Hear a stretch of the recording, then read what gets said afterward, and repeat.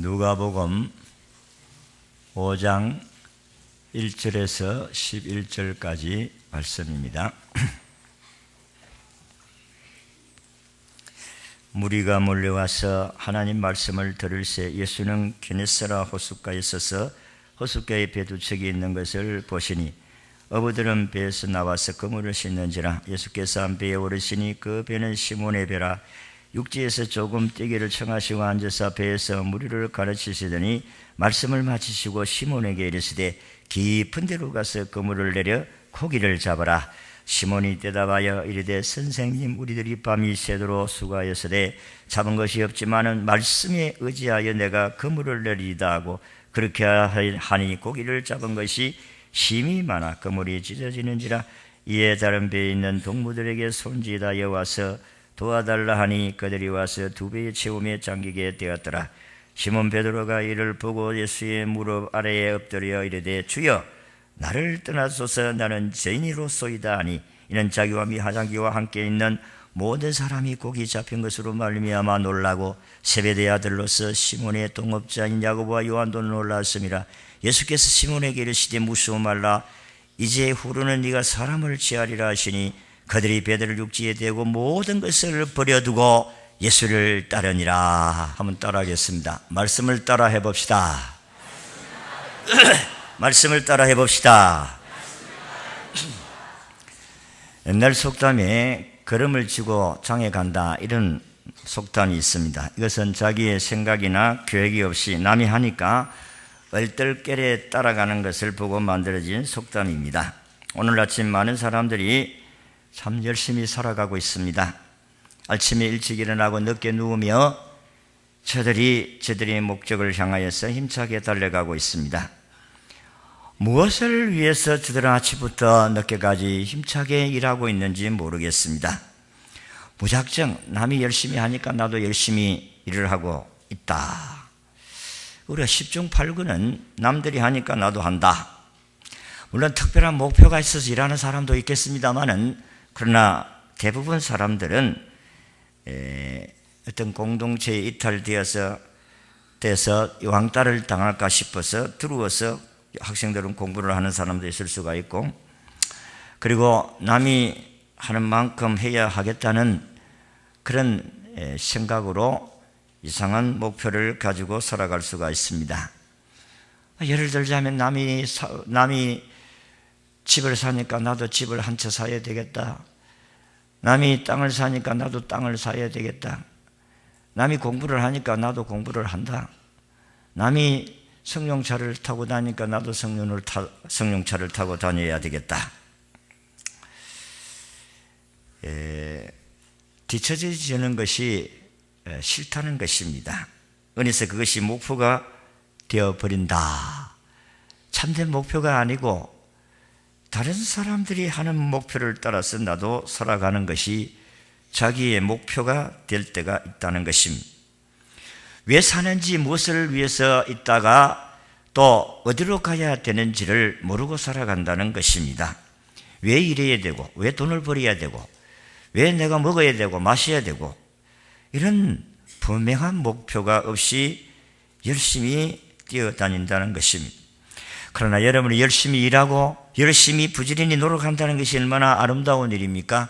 성경이 분명히 우리에게 말씀하기를 부지런하여 게으르지 말고 열심을 품고 주님을 섬기라. 우리가 예수를 믿는 사람들은 부지런히 일을 해야 되고 열심히 살아야 되는 것은 사실입니다. 목표 없이 마냥 뛰어가는 것은 죽음을 향하여서 뛰어가는 것과 별 의미가 없는 것입니다. 문제는 삶의 목적이라는 것입니다. 사탄이 우리를 시험할 때 가장 효과적인 방법은 삶의 목표를 이렇게 만든다는 것입니다. 왜 사는지를 스스로 생각하지 않게 만드는 것이 사탄의 전략이다. 그리고 현대인들의 특징은 열심히 하는데 그만큼 기쁨이 없고 그만큼 자기의 노력한 부분에 대해서 성과가 없을 때에 지치고 절망하고 낙심하고 우울증에 빠지고 그리고 좌절하다가 자살하는 경우도 많습니다. 이게 현대인의 모습입니다. 오늘의 본문을 보면 이런 허탈감에 빠져있는 한 사람을 만날 수 있습니다. 지금까지 자기가 살아온 삶의 터전에서 한 번도 자기들을 실망시키진 없었습니다. 그런데 오늘은 이 바다가 자기의 말을 들어주지 않고 있습니다. 수십 년 동안 고기잡이를 하면서 살았던 이 사람에게 오늘은 한 마리의 고기도 잡지를 못했다 하는 것입니다. 이상하리만큼 저들은 한 마리의 고기도 올리지 못했습니다. 수십 번을 던졌습니다. 그런데도 불구하고 밤새도록 그물을 던졌지만 고기 한 마리 잡지를 못했어요. 그러니까 얼마나 낙심되어지고 허탈하겠습니까? 밤새도록 수고한 것이 숲으로 돌아갔다는 것입니다. 허탈감에 젖어 있는 이 시몬이라는 사람에게 예수님이 찾아오셨어요. 그리고 뜬구름 같은 소리를 합니다. 깊은 데로 가서 그물을 내려보세요. 그리고 고기를 잡아보세요. 그런데 베드로가 순종을 해서 그물을 던졌더니 사람이 상상할 수 없는 고기를 많이 잡았어. 자기 배만 채우는 것이 아니라 이웃에 있는 두 배 요한과 야곱의 배까지 두 배에 가득 채워 만선을 해서 돌아오게 되었다는 이야기입니다. 그리고 그 모든 이 사건을 통해서 자기의 삶을 다 버리고 주님을 따랐다는 내용이 오늘 읽은 말씀입니다. 오늘 이 사건의 오늘 우리에게 주시는 말씀이 어떤 교훈이냐, 무엇을 우리에게 가르쳐 주려고 하는 말씀이냐 하는 것입니다. 그 첫째는 시몬 베드로의 밤새도록 수고하는 수고가 헛된 수고였다, 허탕이었다. 이 말은 자기가 밤새도록 수고했다는 말은 최선의 삶을 살았다는 것입니다. 최선의 노력을 다했다는 것입니다. 그런데도 불구하고 허탕이었어요. 한 마리 고기 잡지 못했습니다. 여기에 수고라는 헬라어가 코피아오라는 단어인데 힘들게 일했다, 노동했다 이런 뜻입니다. 그러니까 힘들게 밤새도록 코피아오라는 이 단어를 우리말로 이렇게 다시 우회해서 이야기를 하면 코피나게 일을 했다. 코피나게 일을 했는데도 돌아오는 것이 없었다. 코피아우. 여러분들도 아마 코피나게 일을 하는 경우도 있어요. 저도 코피 날 때가 있었습니다. 아마 아이들도 공부하다가 보면 코피가 날 때가 있어요. 열심히 일했다는 증거입니다. 그런데 성적은 안 올라.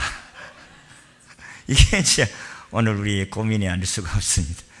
열심히 공부하고 코피나게 했는데도 불구하고 성적이 안 올랐다. 이게 참 허탈감과 허전함과 비통함이 아닐 수가 없다 하는 것입니다. 그래서 우리는 이것을 보면 사람이 노력으로 살아가서는 것이 아니다. 자기 경험과 지식과 그리고 경험, 힘쓰고 애쓰는 것으로서 사람이 다 성공하는 것이 아니다 하는 것입니다. 우리 시몬 베드로를 보면서 이런 진리를 배워야 됩니다. 내 힘과 지식과 경험으로만 성공하는 것이 아니구나 하는 사실입니다. 그렇잖아요. 밤새도록 전문가입니다. 고기잡이의 전문가입니다. 어릴 때부터 시작해서 부모로부터 물려받은 고기잡이의 직업은 저들은 전문가로서 눈만 감아도 어떻게 해야 된다, 어떻게 고기에 있다 대충 다 알고 있는 그런 경험을 가지고 있고 전문가로서의 삶을 살았던 사람입니다. 그래서 사람이 노력을 해가지고 다 성공하는 것 같으면은 밤잠 적게 자고 힘써 일하는 사람이 다 성공하고 부자가 되어야 됩니다. 그런데 부자가 잘 되어지지를 않아요. 부자가 그리 쉬운 게 아니잖아요.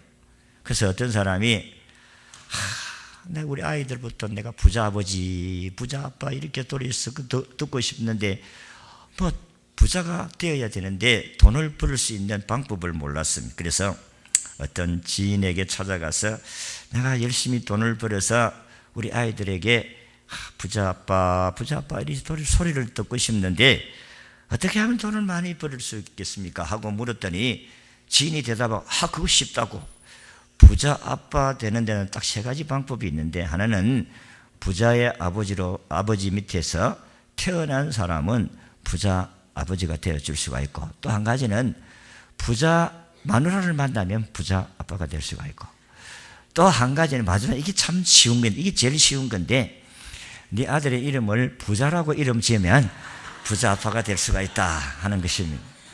그렇잖아요. 여러분도 부자 아빠 듣고 싶습니까? 지금 당장 계명하십시오. 우리 아들 부자. 그래 요즘은요 계명하는 게 쉬워요. 옛날에는 참 법적으로 어려웠는데 따지고 해서는 이제 15,000만 주면 이제 막 계명하는 게 쉽습니다. 그러니까 부자 아빠 소리 들으려고 하면 처럼 이름을 계명하면 돼. 부자야.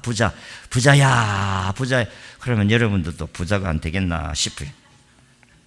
여러분, 사람의 노력과 경험과 지식으로 해서 성공할 수 있는 것이 아니라는 사실을 우리에게 베드로를 통해서 교훈해 주는 말씀. 두 번째는 수고가 헛된 시몬 베드로에게 예수님의 말씀이 임합니다. 사실 인간은 허탈한 가운데서 지쳐있고 절망 가운데 포기할 수밖에 없는 삶의 현장에 예수님이 찾아오셔서 말씀을 해 주신다는 것입니다.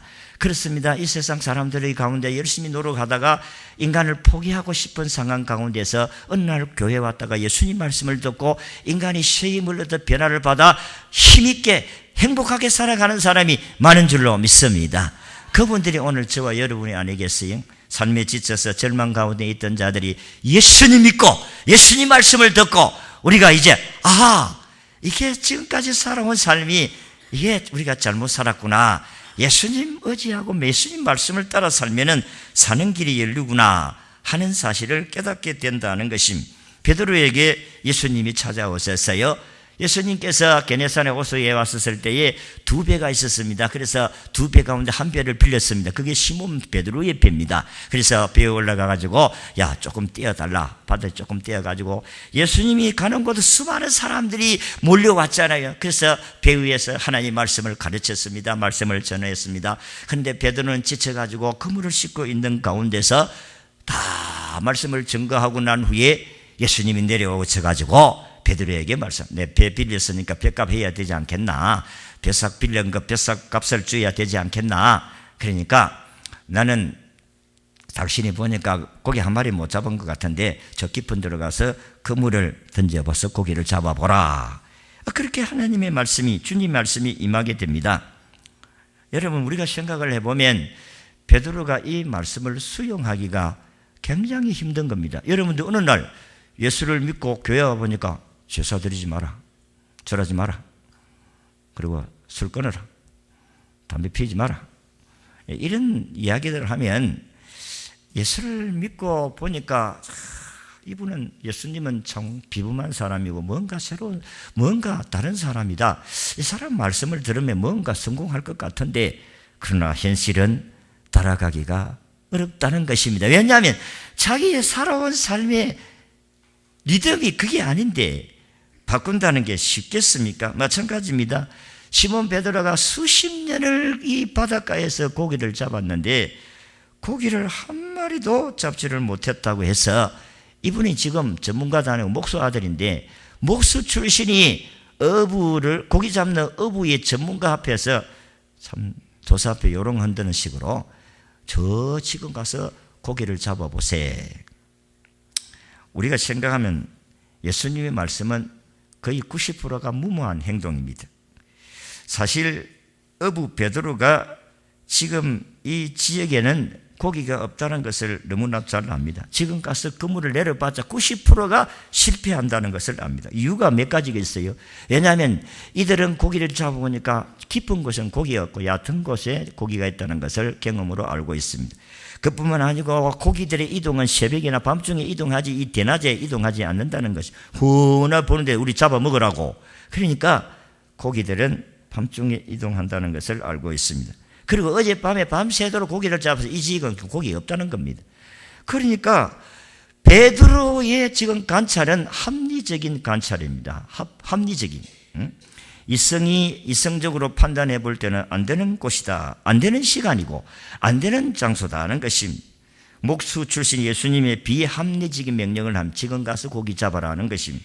그게 어떻게 베드로가 수용할 수 있는 이야기냐는 것입니다. 그럼에도 불구하고 예수님 말씀을 듣고 베드로가 순종을 했다는 것입니다. 근데 순종을 할 때 얼마나 갈등이 있었겠어요?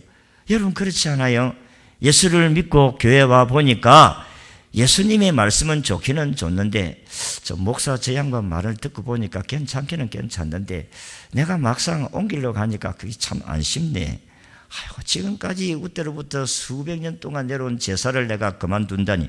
사실 우리는 300년 동안 우리 조상신을 섬겨왔던 사람입니다. 저는 그걸 하루아침에 버린다는 게 그게 쉽겠습니까? 세상 사람들이 보고 있잖아요. 그 수만 명이 보고 있잖아요. 아이 고기잡이 어부가 저 목수 말을 듣고 지금 저 미쳤다 지금 미쳐서 사람들이 지금 보고 이야기를 하고 비난하고 욕을 하고 궁성거리고 있지 않습니까? 아이고 그 베드로가 똑똑한 줄 알았다면 참 사람이 어리석기도 참 어리석어. 아이 그 말 듣고 그 순종을 해라. 응? 정말로 고기망신 꼴뚜기가 한다더만은 저 어부망신 저 베드로가 한다고 막 손깍질하고 두심부리고. 어부들 사이에 만약에 고기를 잡지 못하고 빈털터로 왔다면 그는 왕따를 당할 수밖에 없습니다.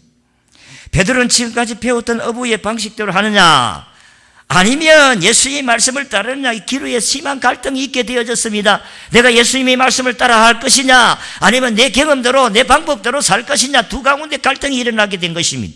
예수를 믿기 전에는 이런 갈등이 없어요. 내 방법으로 살았으면 됐습니다. 그러나 예수님을 믿고 보니까 이제는 내 방법이 아니고 예수님 방법으로 살아야 되는데 예수님의 방법이냐 내 방법이냐 둘 중에 갈등을 하게 되는 것입니다.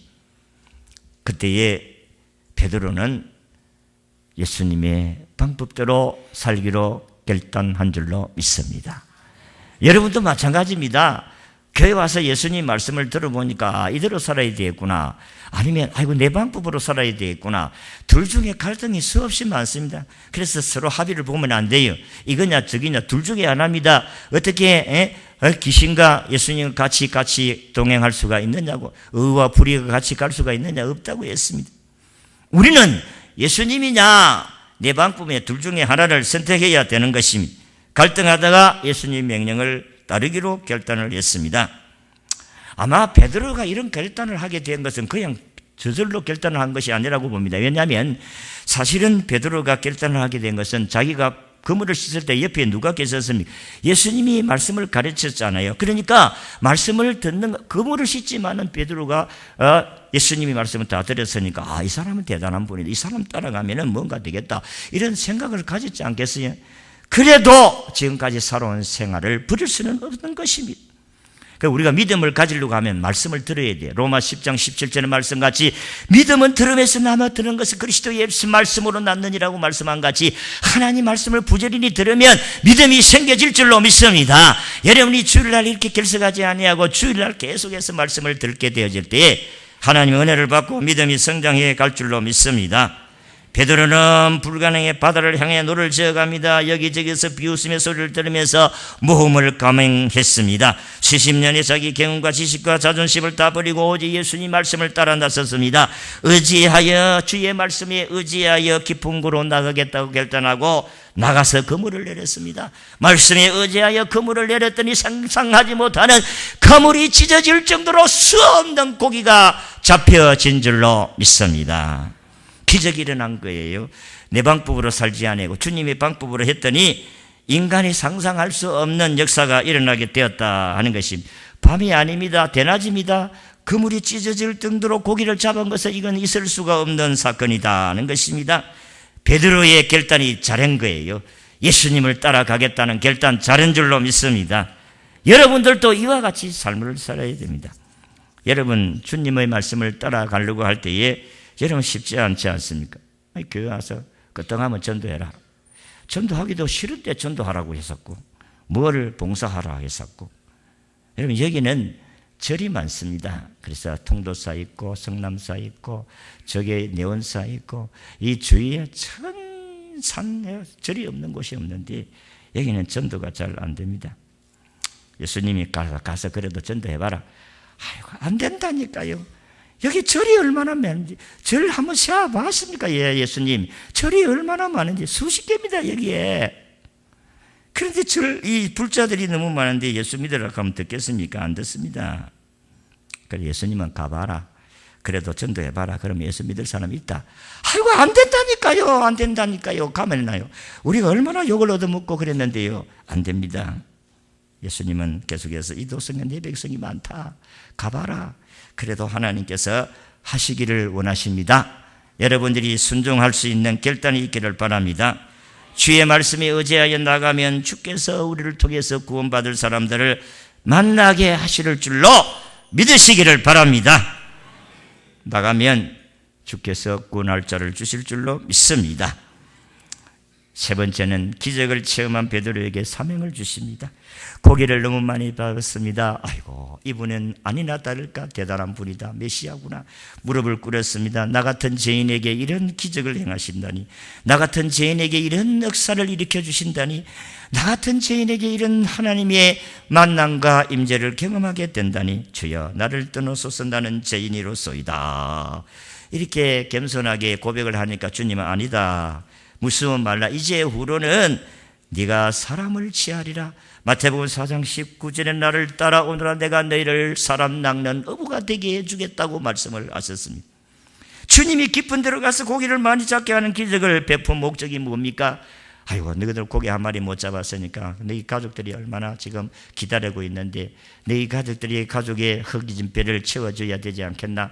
그러니까 불쌍하다. 이제는 고기를 많이 잡아서 잘 먹고 잘 살아. 그렇게 해서 고기를 잡게 해주신 것이 아니라니까요. 주님이 고기를 많이 잡게 하신 것은 이들을 통해서 전도 동력자로 만들기 위해서 저들에게 이런 기적을 보여주신 거예요. 11절에 보니까 베드로를 육지에 대고 모든 것을 버리고 예수를 쫓으니라. 여러분, 베드로의 역사를 보면 베드로는 어부입니다. 무식한 자입니다. 그럼에도 불구하고 베드로의 이름이 얼마나 대단한지를, 여러분 로마에 가면 베드로의 성당이 있어요. 그 베드로의 무덤도 있고 유물들이 거기에 보존되어져 있습니다. 전 세계 수많은 관광객들이 몰려가서 참 베드로가 위대한 분이구나. 갈릴리 저 청구석에 고기나 잡던 무식한 어부가 예수님 부르실 때에 무조건 순종함으로 역사상에 이렇게 높이 추앙받는 사람이 없어요. 여러분, 베드로만큼 추앙받는 사람이 예수님 다음에로 추앙받는 사람이 없다니까요. 이번에 로마 교황이 우리나라 방문한다고 지금 천주교에서는 야단 법석을 다 떨고 있는데, 참 이 경우는 참 영향력이 많아요. 또 우리 기독교인들이 참 좀 모자란 사람들이 또 절로 몰러 갈까 싶어가지고 걱정이 태산 같기도 하고 기도를 해야 됩니다. 여러분, 베드로의 대를 이어가지고 우리가 그 교황의 짓을 우리가 전수를 받아서 그 일을 하고 있다. 그 교황이 왕국입니다. 왕국입니다. 왕이에요. 그래서 옛날에는 교황이 법이다 이래가지고 막 뜯어고치고 했는데 이제는 아닙니다. 우리 하나님께서 이들에게 기적을 보여주신 것은 예수 그리스도를 증거하도록 하기 위해서, 그를 이런 역사를 일으키게 하신 것이다. 우리도 예수를 믿고 구원받은 백성 하나님 섬기며 살아가면서 하나님 이런 은혜가 없으면 어떻게 하나님 섬기겠어요? 주님의 주신 은혜를 받지 못하면 어떻게 주님을 섬기겠느냐 이 말이에요. 그래서 다 포기하고 주님을 따라갔다는 것은 이분이 메시아인 것을 알았기 때문이다는 것입니다. 그런데 예수 믿는 사람들이 목적과 가치관이 틀린 사람들이 많아요. 먹든지 마시든 무엇을 하든지 하나님의 영광을 위해 살아라고 하는데, 우리는 예수 믿고 돈 버리는 거, 높은 지위에 올라가는 거, 영광스럽게 하는 거, 이 땅에서 먹고 마시고 즐거워하는 거, 그게 목표가 된 사람들도 많아요. 아니올시다. 우리는 하나님의 영광을 위해서 부름받은 사람인 줄로 믿으시기를 바랍니다. 그래서 주님이 원하실 때에 언제든지 드릴 수 있는 자세가 되어야 되는 거예요. 그게 어디 하루아침에 되어지겠습니까? 목적이 하나님의 영광이에요. 내 영광이 아니올시다. 하나님의 영광을 위해서 먹기도 하고 마시기도 하고 돈을 벌기도 하고 그렇게 하는 거예요. 여러분의 삶이 아무리 힘들어도 말씀을 따라 한번 해봅시다. 여러분의 삶의 환경이 아무리 힘들어도 예수님의 말씀하시는 대로 한번 해봅시다. 살 길이 열리고 주의 영광이 드러나게 될 줄로 믿습니다. 우리는 시몬 베드로의 삶을 보았습니다. 자기의 수고가 헛되다는 사실을 예수님을 통해서 경험하게 됩니다. 내 노력하지 말라는 것이 아닙니다. 내가 열심히 노력하고 내가 열심히 경험한 것을 세상 사람들에게 나누면서 주님이 은혜가 임해야 된다는 사실을 알아야 됩니다. 주의 은혜가 없으면 수고가 헛되다는 사실을 알아야 돼요. 하나님의 기적을 체험하면 그 기적을 통해서 더 주님이 살아계심을 증거하고 그리스도를 증거하기 위해서 우리에게 은혜를 주셨다는 사실을 기억하고 사명자로서 쓰임받기를 주의 이름으로 축원합니다.